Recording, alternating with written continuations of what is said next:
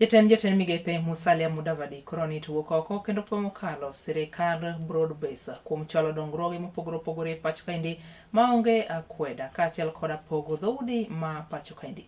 Mudavadi mane loso e kinde nyasni mano mar alam owacho ni jatend piny William Ruto osebedo ka chwalo dongruoge mopogore opogore pacho kaendi kinde gi kuma bende nojiwo oganda mathurka mondo obi osir lwedo jatend piny e kinde yiero mar 2027. Tukisema two term, mimi nakubali ni two term. In fact, the debate we should be having is not about two term. The debate Kenyans should be having is what is going to be the margin between him as our candidate, as the people's candidate, as the candidate of Kenya, na wale wengine.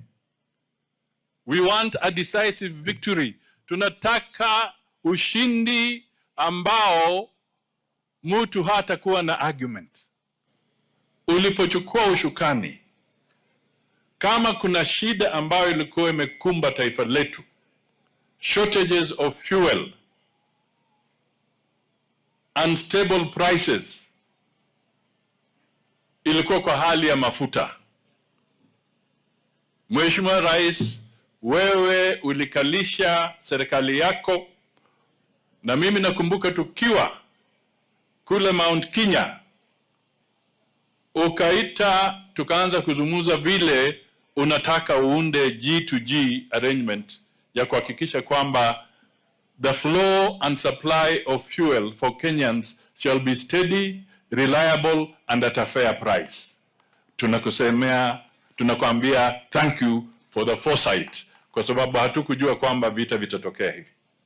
Na wewe kama mwenyekiti wa mambo ya climate action katika bara la Afrika, umekuwa ukizungumza kwamba ni lazima tutafute mbinu na njia zingine za kuwa na energy katika uchumi wetu katika taifa letu.